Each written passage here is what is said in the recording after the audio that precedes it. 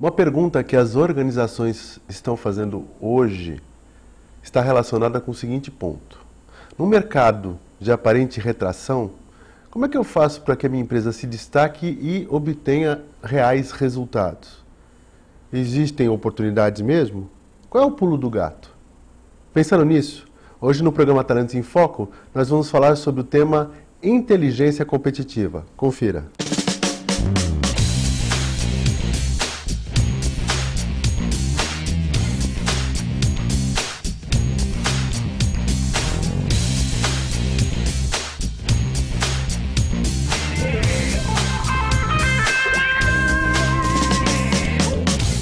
Olá, começamos mais um programa Talentos em Foco e hoje o tema é inteligência competitiva.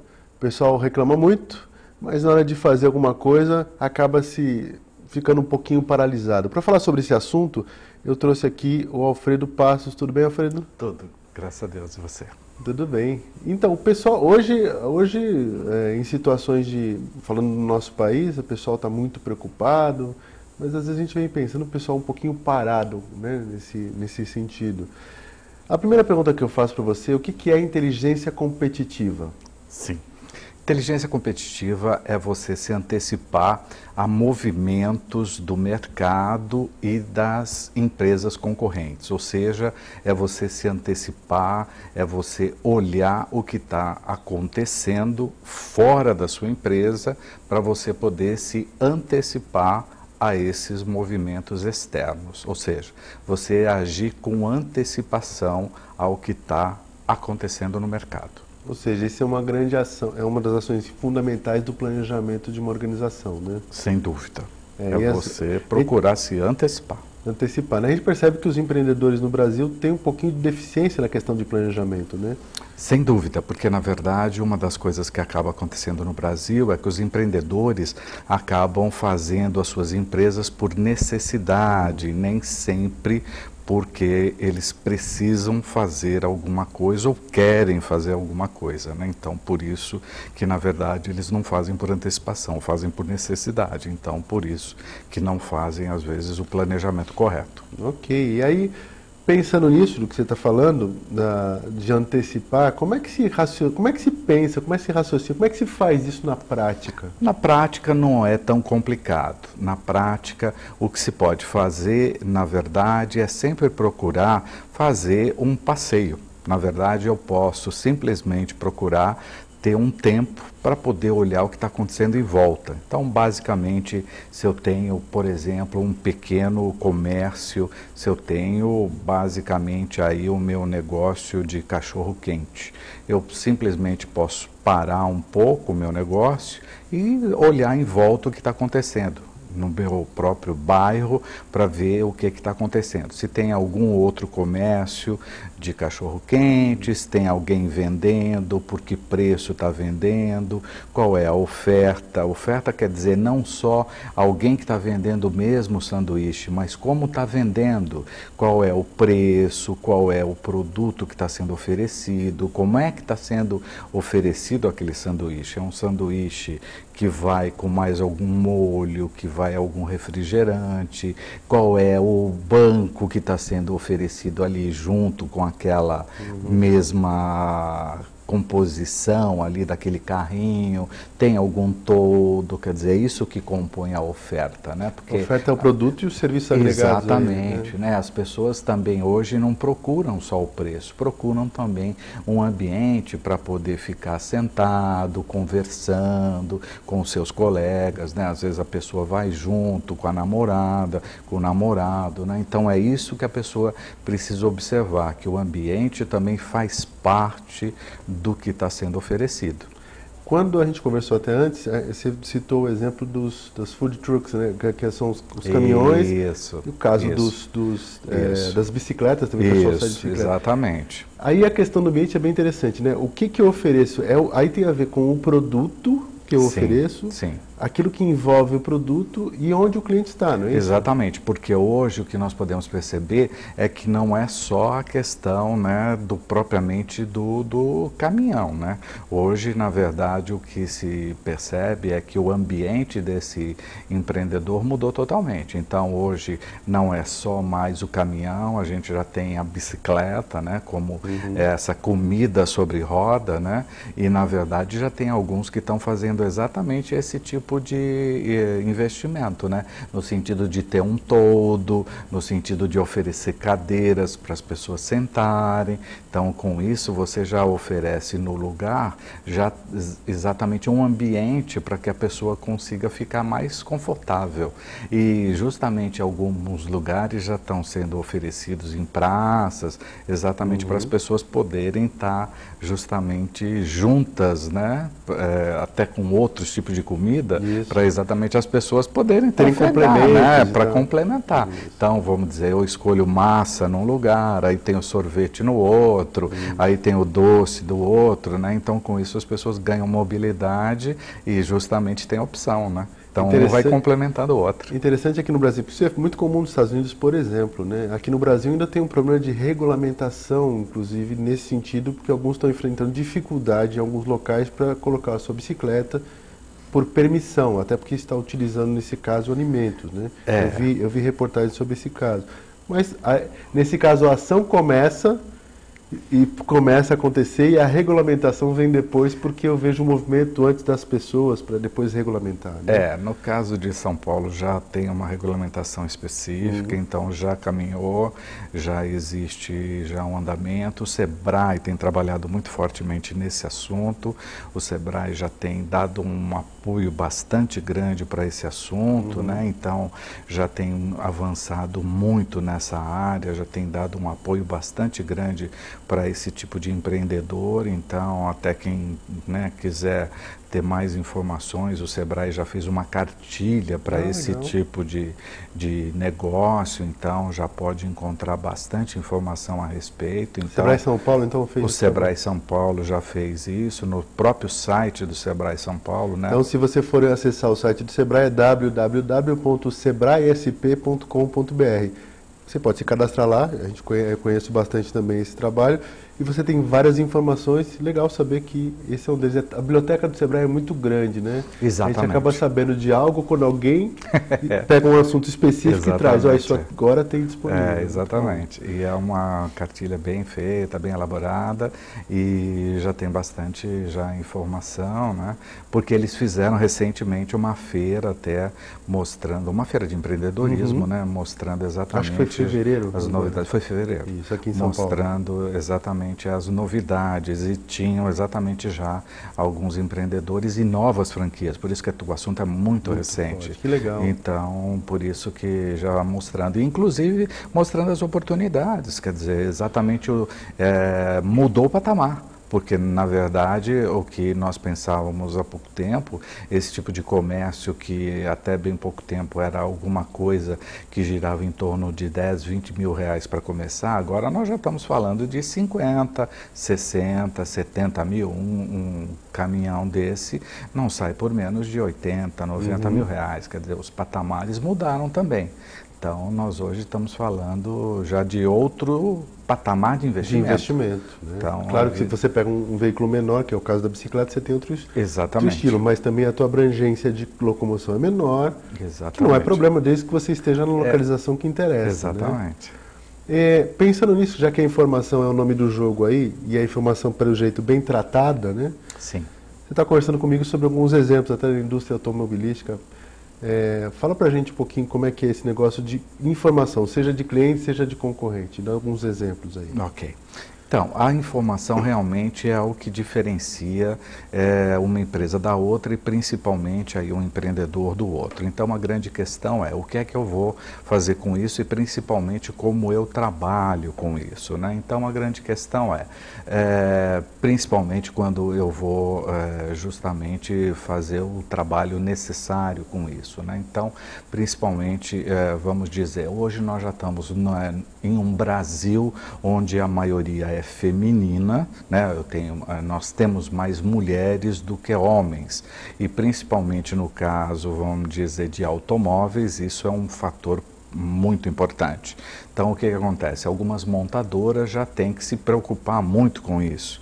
E o que é que já vinha acontecendo, né, nesse caso que você está comentando?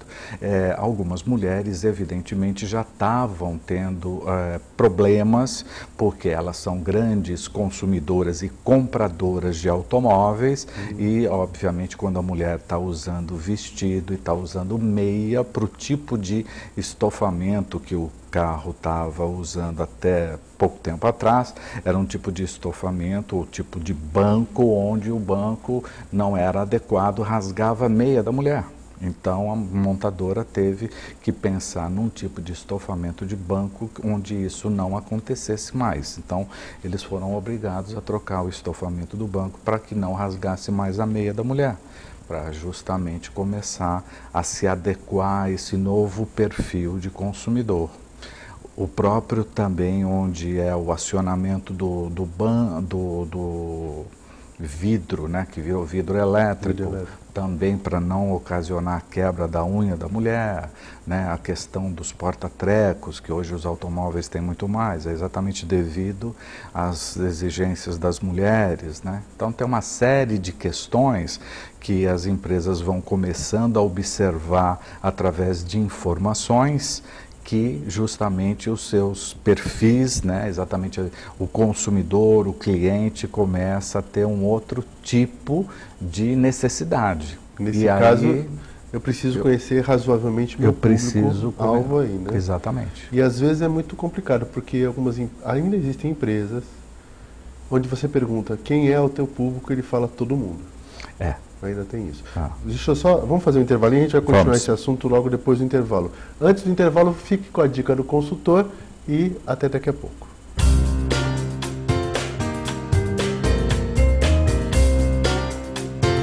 Olá, nós falamos na dica do consultor anterior sobre o vendedor fechador. Hoje vamos falar sobre o vendedor consultor.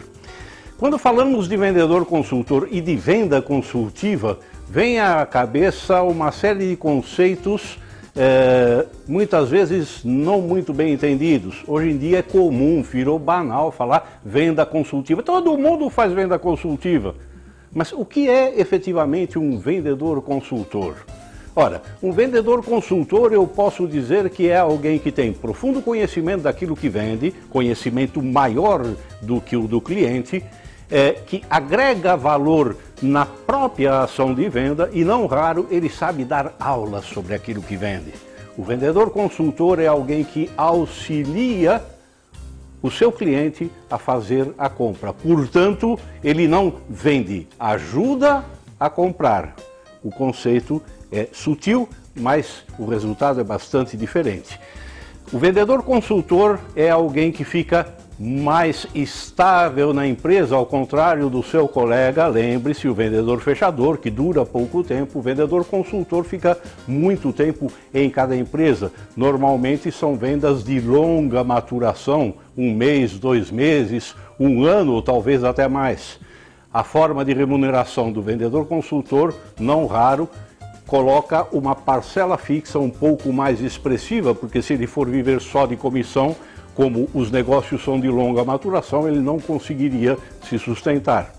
O vendedor consultor relaciona-se dentro da empresa normalmente com pessoas que entendem a linguagem dele e com as pessoas que vão decidir a compra, que vão usar o produto e que vão, ou sistemas, e que vão apreender este uso. O vendedor consultor, a venda consultiva, você vai encontrá-la aonde?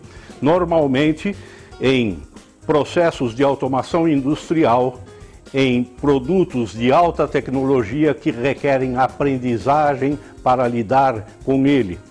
Este vendedor consultor, não raro, tem qualificação profissional bastante aprimorada e adequada ao negócio e raramente muda de ramo. Muda eventualmente de empresa, mas não de ramo. Até lá!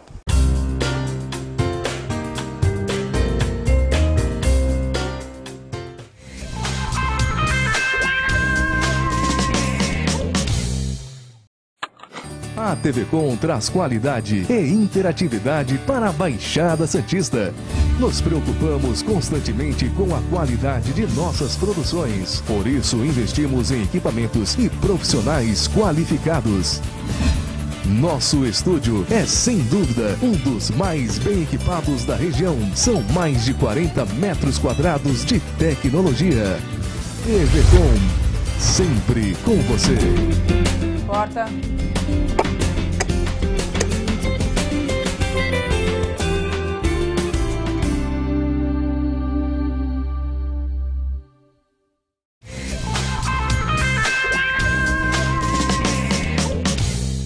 Olá, estamos de volta com o programa Talentos em Foco. Hoje o tema é inteligência competitiva. E eu quero falar para vocês da dica do livro, que é o livro do próprio Alfredo, que aí você vê na tela, que é Homem no Fogão e Mulher na Gestão.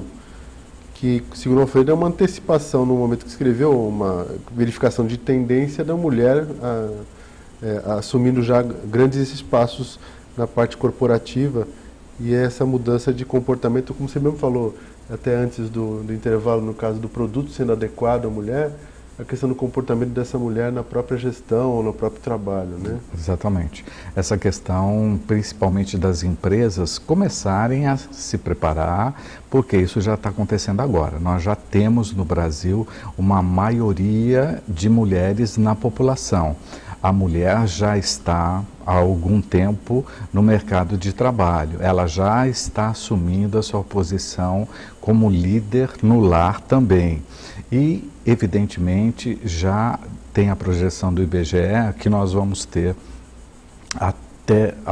daqui a alguns anos uma maioria de 6 milhões de mulheres a mais do que homens. Então, isso vai caracterizar algumas cidades com maioria de mulheres. Então, isso vai fazer com que algumas empresas tenham que necessariamente ter um preparo para atender essa mulher. Então, não vai mais ser possível eu ter determinados tipos de serviços de atendimento a clientes do jeito que está hoje, ou seja, um atendimento padrão. Então, eu vou ter que me preocupar com esse tipo de atendimento, né? A própria oficina, né? Ter um ambiente propício não só para o homem, mas para a mulher. Sim. Se tinha um jornal, se tinha uma maneira de o cara ver o futebol, mas também da mulher ter uma condição para isso. As TVs, né? As TVs fechadas, que tem programação, GNT, por exemplo, tem muita coisa para mulher. Sem dúvida. Lojas, né? Eu vou ter de ter cada vez mais um pensamento de como atendê-las, né? E não é só a loja com produto feminino, é a loja de material de construção que já começou a mudar. Eu vou ter de ter concessionária de automóvel. Sim. Eu já tenho alguns laboratórios de exames clínicos, né? Que praticamente a gente só tem hoje uma rede que pensa em exames laboratoriais femininos. Eu vou ter de ter outras, né? Então, isso vai ter de avançar, né? Com o ambiente, né, diferenciado. Eu estava vendo, tem um programa que é americano, que o cara é especialista em bar, e ele vai num bar e faz, esqueci o nome agora, que ele faz uma reestruturação no bar. E é uma pessoa que já há mais de 30 anos atua nisso. E ele pegou um bar e transformou com aspecto feminino. E o dono estava muito resistente nesse sentido, falando assim, primeiro que ele era ex-corredor de corrida de carro, né? E falou assim, pô, não vai colocar tudo rosa aqui. E ele fez uma cara tão legal no bar, com foco, porque ele pesquisa, quando faz isso, qual é a característica do público que está ali. Ele não faz um trabalho assim, vamos transformar esse bar num bar mais bonito. Não, quem é o público dessa região? Que tipo de comida as pessoas comem? Sim. Qual é a faixa etária desse pessoal? Sim. Então ele pega a pesquisa daquela região e vai em cima do público e o que esse público quer. Sim. E aí traz produtos mais adequados, com margens de lucro melhores. Sim. Pois se eu tenho um público, por exemplo, que pretende gastar um pouco mais uma bebida e tal, e ele tem uma marca com um custo maior, mas que atende a necessidade desse público, ele deixa esse produto mais à vista. É meio óbvio isso pra gente, mas quem não está acostumado com isso acha isso estranho. Claro. A exposição do produto, a informação sobre o que você tem disponível. Um exemplo, eu vi como cliente num lugar onde tinha vinhos, os vinhos todos juntos, não tinha uma carta de vinho. E porque eu te sentei ao lado, eu olhei, os vinhos estavam empoeirados e todos amontoados, né? Sim. Então, sem um cuidado naquele produto que eu coloquei mais ou menos como destaque e deixei ele ao relento, com poeira Claro. e sem informação sobre o produto. Que é hoje ainda um dos nossos grandes problemas aqui no Brasil, né? Que é a questão da prestação do serviço. Que às vezes nós temos o lugar adequado, mas aí nós não nos preocupamos com relação à prestação do serviço, né? Que é exatamente como é que vai ser dado o atendimento, do começo ao final, né? Como é que a gente faz a abordagem ao cliente, como é que a gente faz exatamente a entrega, a pergunta, como é que se faz a entrega do serviço propriamente dito, a entrega de uma comida, né? Ou a questão de um corte de cabelo, qualquer entrega numa loja, né? Exatamente toda essa parte de serviço onde nós somos muito falhos, né? Aquela questão da entrega, né? A gente sempre tem essas questões de marceneiro, de pedreiro, né? Que a gente está muito acostumado a não cumprir prazo, né? Que é essa questão sempre de móveis, né? Que a gente sempre está acostumado. Muito Exatamente, né? E é considerado sempre aquele Deus, né, que tudo pode. Mas hoje os próprios né? clientes estão muito impacientes, né? Porque eu falo que de pacientes eles não têm nada, nós não temos nada, né? Somos clientes impacientes a que vida estamos inteira. Com alguma doença, alguma coisa que nos incomoda. E já vai meio com E ele marca a cada 15 minutos uma consulta, né? Tem gente que hoje, tem profissionais hoje que mudaram essa característica e são muito pontuais. Sim. Né? No caso do dentista também, que, nossa, antigamente o dentista esperava 2 horas, era um tempo tranquilo. Sossegado, né? E aí você fica à mercê do profissional e não ao contrário. Né? Ficava ali esperando e quietinho, né? Que dica mais você tem em relação a pensar de forma... desenvolver inteligência competitiva? Olhar que, na verdade, o Brasil mudou muito. Então, é assim, não ficar muito ligado, porque ainda no Brasil nós temos um mal muito grande, que é o seguinte: a mídia, de uma forma geral, é muito pautada pela economia. Isso não é uma realidade dos outros países. O Brasil, na verdade, dá muita importância ao ministro da Economia e às finanças. Nós não temos isso nos outros países. Então, esse é um cuidado que nós precisamos ter, porque se nós ficarmos lendo tanta economia e tantas finanças, nós não vamos dormir, nós vamos ter pesadelos. Então nós precisamos tomar muito cuidado com isso, porque isso só nos faz mal. Foco no problema, né? Porque na verdade a gente vai ficar focando no problema e nunca vai ter solução. Então isso é uma leitura demasiada para a gente ter todos os dias. Então isso nós precisamos tomar muito cuidado. Eu lembro de uma fala do ex-ministro João Saad, que hoje até está na TV Cultura, e que ele uma vez tirou férias e disse que ficou 5 dias sem ler jornal. E aí perguntaram para ele o que é que aconteceu, o que é que mudou na vida dele, e ele falou que não mudou nada. Então é muito engraçado isso, porque realmente essa é uma fala sábia para a gente perceber exatamente isso. Se você ficar 5 dias sem ler jornal, quando voltar você talvez tenha essa mesma sensação, que pode ou ter... esteja mais aliviado. Exatamente. Talvez você esteja até menos estressado, porque de repente não aconteceu nada. Eu tive um caso de coach, uma pessoa que eu fiz um trabalho de coach, que a pessoa estava tão estressada e estava tão focada nos problemas do mundo e não conseguindo fazer nada, que a tarefa da semana era para não ler nada. Não podia ler jornal, não podia ler nada. Na semana seguinte, quando ela voltou, a disposição era outra. Então ela estava diferente. Eu falei, você mora perto da praia, olha, uma vez por dia você vai ser obrigada a olhar a janela. Sem dúvida. Aí ela olhava a janela e falava assim, fazia tempo que eu não via essa paisagem da minha janela. Então a perspectiva interna, que é o que determina muito a nossa disposição, sem dúvida, mudou. Sem dúvida. Então eu tenho que estar preparado internamente para poder desenvolver essa inteligência. Sem dúvida. Porque, na verdade, esse é o princípio do trabalho, você olhar para frente. você não ser um professor de história, que sempre fica olhando para trás. Então, essa é a primeira perspectiva, você olhar para frente, porque o que aconteceu hoje já virou história. Então, você, primeiro, se tem uma empresa ou se tem uma carreira para ser cuidada, você precisa olhar para frente. Então, essa é a primeira lição. Segundo lugar, você precisa estar olhando à sua volta. Então, você precisa passear. Então, você precisa andar. Não tem como, se você ficar fechado na sua casa, no seu escritório, você não vai ver o que está acontecendo. Então, você precisa usar uma coisa que eu falo muito, que é usar a técnica do TNC, tirar as nádegas da cadeira, porque é assim que você vai começar a ver o mundo e ver realmente as oportunidades. E o Brasil está repleto de oportunidades. O Brasil cresce a partir das pequenas empresas e não das grandes empresas. As grandes empresas têm obrigações com os grandes projetos e principalmente as multinacionais com seus países de origem. Então é isso que a gente precisa entender.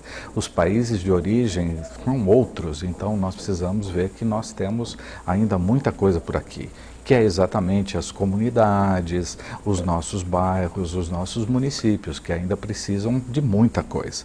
Todos os dias a gente vê necessidades e projetos ao nosso lado. Então é isso que a gente precisa refletir. Tem muitas pequenas coisas para a gente fazer. E essa é a grande questão, né? A gente não precisa de projetos bilionários para que as coisas saiam. Então é exatamente esse tipo de situação. A gente tem uma série de coisas artesanais, de coisas culturais, de coisas sociais para serem feitas. E é nesse tipo de linha que a gente pode crescer ainda e pode agir, né? Nos projetos de cooperativas, nos projetos ainda onde nós juntamos pessoas para fazer coisas. Então isso é uma coisa... Pode ser um projeto de cooperativa, mas pode ser um projeto também de empresarial, de cooperação empresarial, Exatamente. onde as empresas se juntam para poder potencializar as compras, as vendas, Exatamente. a visibilidade no mercado, Exatamente. as redes de mercados que se criaram, onde cada um é dono do seu negócio. Exatamente. Né? E temos projetos muito bem sucedidos, né? Nós temos cooperativas de táxi que vão bem, nós temos cooperativas de supermercado que vão bem, cooperativas de farmácias que vão bem. Nós temos bons exemplos, né? Na verdade, nós não somos, às vezes, muito bons para isso, né? O brasileiro é muito desconfiado também, não é muito dado a isso. O que nós precisamos é reverter um pouco isso e divulgar um pouco mais isso, que esses princípios e esses bons exemplos podem, na verdade, criar outros, né? Ok. Obrigado, viu, Alfredo, pela sua presença, pelas dicas. Obrigado a você pelo convite. Vocês podem consultar o site do Alfredo, que foi colocado aí, pode repetir aí para que o pessoal veja. Eu cheguei a dar uma olhada, tem material de consulta que você pode ver, informações interessantes onde você pode olhar e ter ideias em cima daquilo que você olha, ok? E lembre-se, você também pode ver informações sobre o nosso programa no facebook.com/Talentos em Foco, ou você pode ver os programas que já foram ao ar pelo youtube.com/Talentos em Foco e entrar em contato também pelo e-mail, né, que é talentosemfoco@gmail.com. Mais uma vez, obrigado. Muito obrigado a você. Obrigado a você pela audiência e até semana que vem.